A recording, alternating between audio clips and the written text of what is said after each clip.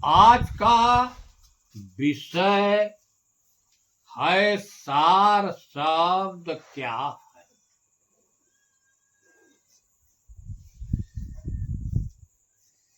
आज सार शब्द पर विचार किया है। क्यों कि कबीर साहेब ने सार शब्द का बहुत बड़ा महत्व बताया। सार शब्द जाने बिना कागा हंस न होय। वास्तविकता में कौन सी चीज है इसको सार शब्द नाम से जाना जाता है। कहते हैं कि कौवा हंस हो जाता है, ऐसा सार शब्द।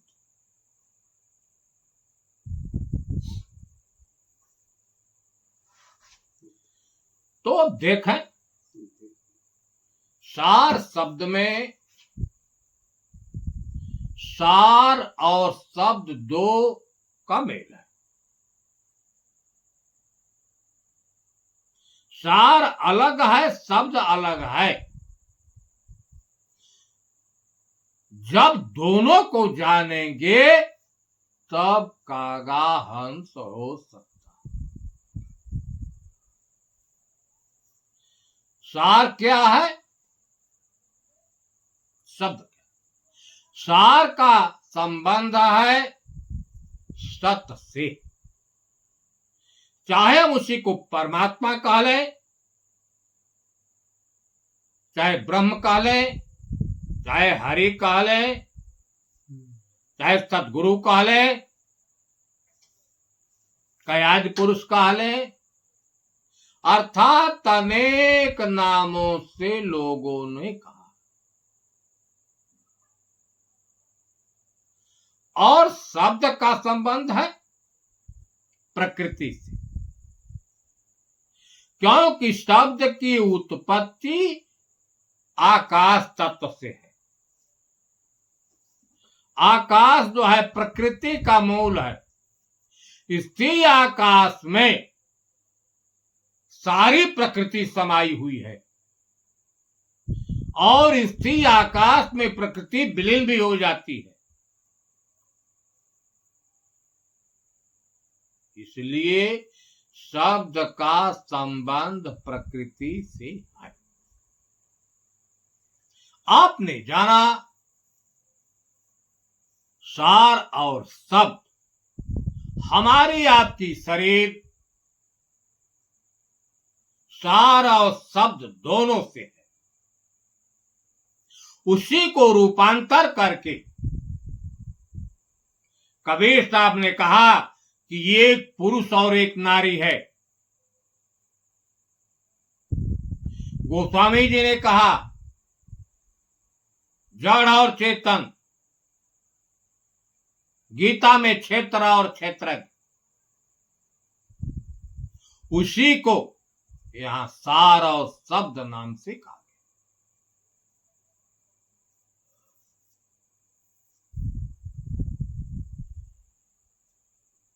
शब्द की बनी हुई शरीर है। आप देख रहे हैं यह शरीर 5 तत्वों की बनी हुई है। इसमें 5 ज्ञानेंद्रियां हैं, 5 कर्मेंद्रियां हैं, 10 प्राण हैं इत्यादि के मेल से यह शरीर, यह प्रकृति का है। इसको प्रकृति न करके कहीं शब्द का प्रयोग किया जाता है, कहीं माया का प्रयोग कर देते हैं, कहीं असत का प्रयोग कर देते हैं, कहीं नाशवान का प्रयोग कर देते हैं, लेकिन सबका भाव एक ही। यह शरीर जो है शब्द है, लेकिन शब्दों में जो सार है जिससे यह शरीर चैतन्य होती है, क्रियान्वित होती है, चैतन्यता होती है, उसी परम तत्व को सार नाम से कहा गया। उसी को कहीं चेतन, कहीं क्षेत्रज्ञ, कहीं पुरुष, अनेक नामों से कहा गया। अर्थात सार शब्द का संबंध समयानुकूल आत्मा से लगा लेते हैं, क्योंकि आत्मा ही ब्रह्म है। कहीं जीव का भी प्रयोग कर देते हैं लोग। शब्दों में सार होने की वजह से उस परम तत्व को सार शब्द नाम से कहा। कुछ लोगों का विचार है कि शब्दों में जो सार। अब यह देखें शब्द क्या है? अक्षरों के समूह को शब्द कहते हैं।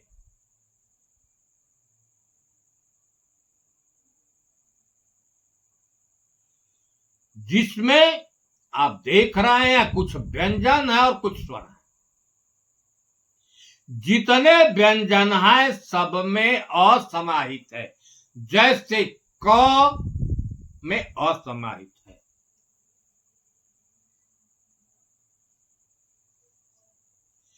क एक शब्द है, तब इसको हम अक्षर कहते हैं। अगर कई अक्षर जुड़ जाते हैं तो उसको हम शब्द नाम से कहते हैं। अक्षरों के समूह का नाम ही शब्द है। तो शब्दों में जो सार है उसको सार शब्द। आप विचार कीजिए, एक शब्द में क में है, ख में है, ग में है, यावत जितने व्यंजन है सब में हुआ है। तो कुछ लोगों का कहना है कि अ जो है सार शब्द है। कुछ लोगों का कहना है। कुछ लोग ओ को भी सार शब्द कहते हैं। बहुत लोग हैं कि ओ जो है सार शब्द है। लेकिन जितने कुछ लोग ओहम को कहते हैं, कुछ लोग सोहम को कहते हैं, कुछ लोग, यह विचारणीय बात है कि जितने शब्द हैं सब मानव के उत्पन्न किए हुए हैं। मानव ने इनको रचना किया है। यह प्रकृति जो है 5 तत्वों की बनी, मानव का रचना किया हुआ नहीं। यह जो चेतन तत्व है वह भी मानव का रचना किया हुआ नहीं। ध्यान देते हैं, पुरुषा प्रकृति वेदना देव भावपी, पुरुष और प्रकृति दोनों बना दिया। लेकिन इस प्रकृति के बने शरीर में प्रकृति को ही शब्द नाम से संबोधन किया गया है। उसी को सार नाम से कहा गया। अर्थात जो इसमें स्थित चेतन है, आत्मा है, उसी को सार शब्द नाम से लोगों ने कहा। थोड़ा सा और महापुरुषों को देखें कि सार शब्द विदेह स्वरूप, यह अनुराग सागर का लेख है। धर्मदास और कबीर साहब के बीच का वर्णन है। तो धर्मदास जी को कबीर साहब जो है सार शब्द के बारे में क्या बता रहे हैं कि सार शब्द विदेह स्वरूप, निहय अक्षर वही रूप अनुपा, तत्व प्रकृति भाव सब देहा, सार शब्द ने तत्व। सार शब्द विदेह स्वरूप, जिसको हम सार शब्द नाम से कहते हैं, बिना देह का अपना स्वरूप ही। यह शरीर जो है प्रकृति की बनी है, शब्द की बनी हुई है। इस शरीर में रहने वाला जो है प्रकृति से परे है, बिना देख है, जिसको लोग ज्ञान स्वरूप कहते हैं, सूक्ष्मति सूक्ष्म कहते हैं, साक्षी कहते हैं।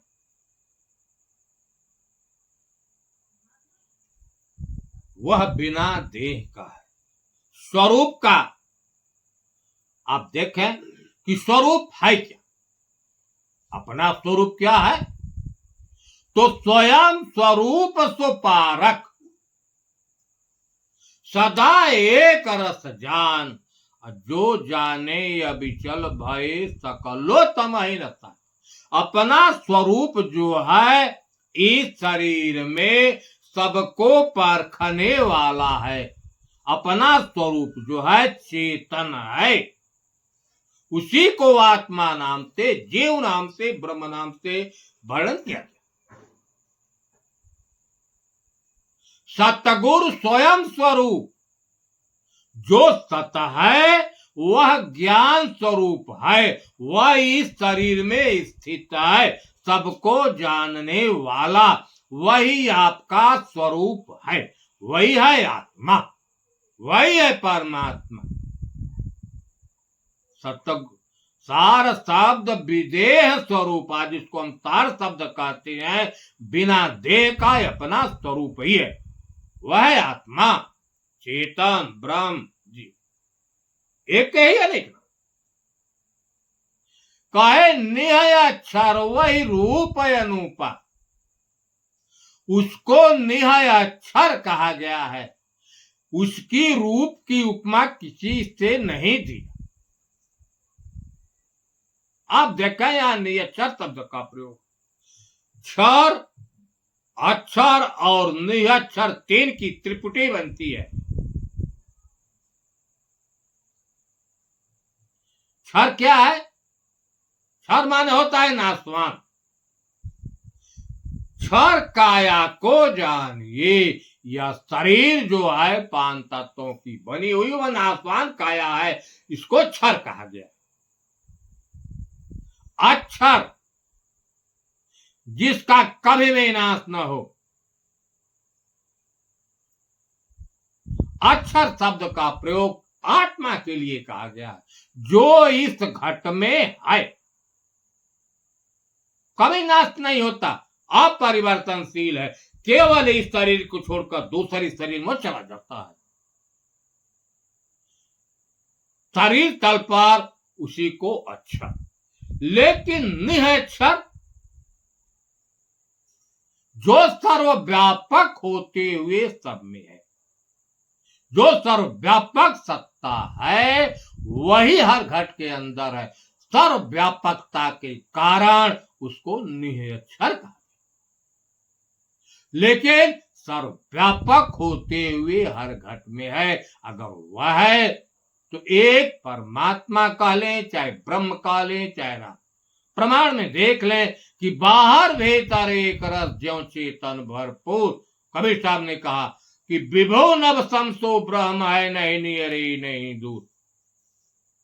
जैसे आकाश व्यापक है वैसे वह ब्रह्म सर्वव्यापक है। इसमें ब्रह्म को सार शब्द कहा, चाहे ब्रह्म कह ले, चाहे आत्मा कह ले, परमात्मा कह ले, एक ही के नाम। निहक्षर, उसके रूप की उपमा किसी से, क्यों कि उस चेतन का कोई आकार नहीं है। आकार तो है प्रकृति का, तो प्रकृति से उसकी उपमा नहीं दी जा सकती।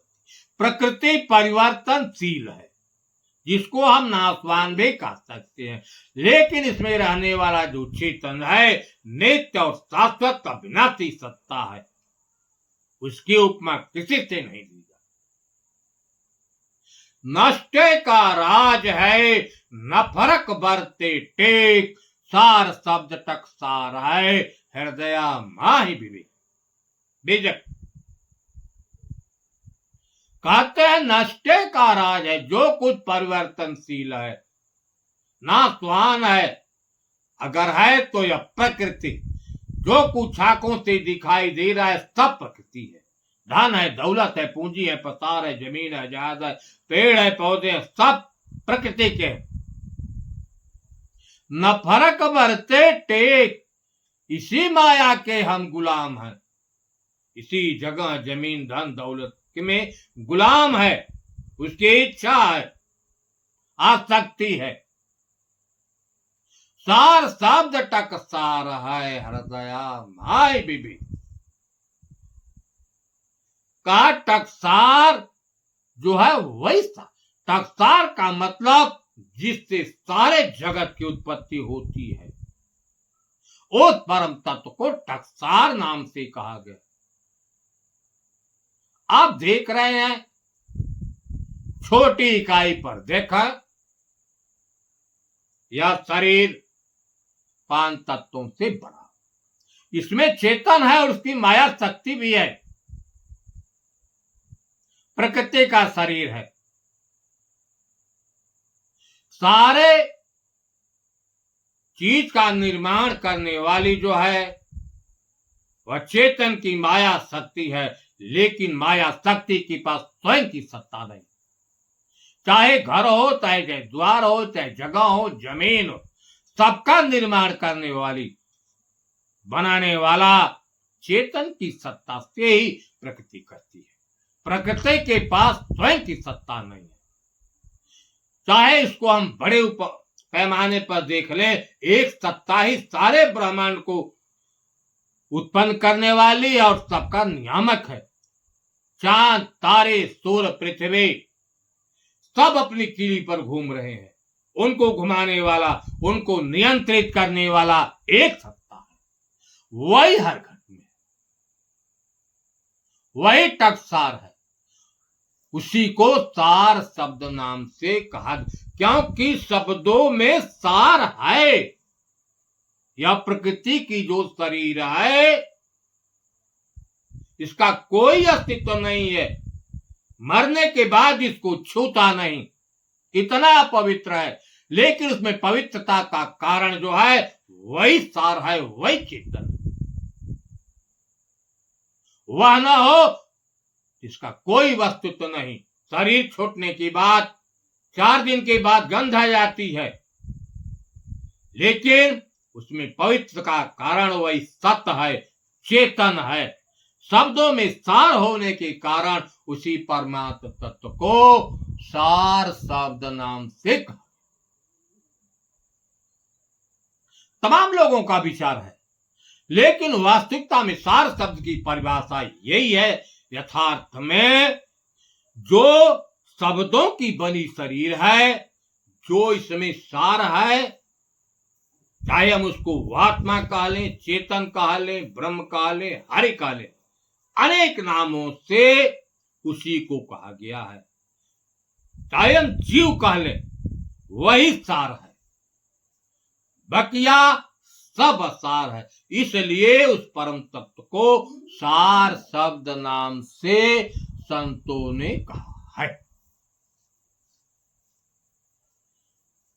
सार शब्द सब ही कहत है, जानत बिरला कोई।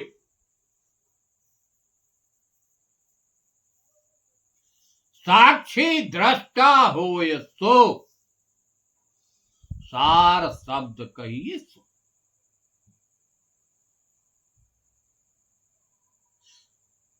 सार शब्द विदेह स्वरूपा, नहीं अक्षर वही रूप अनूपा।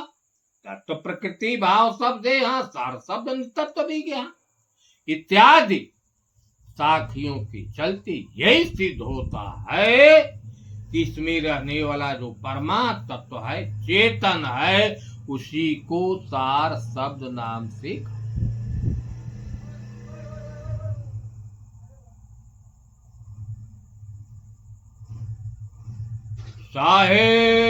बंदगी।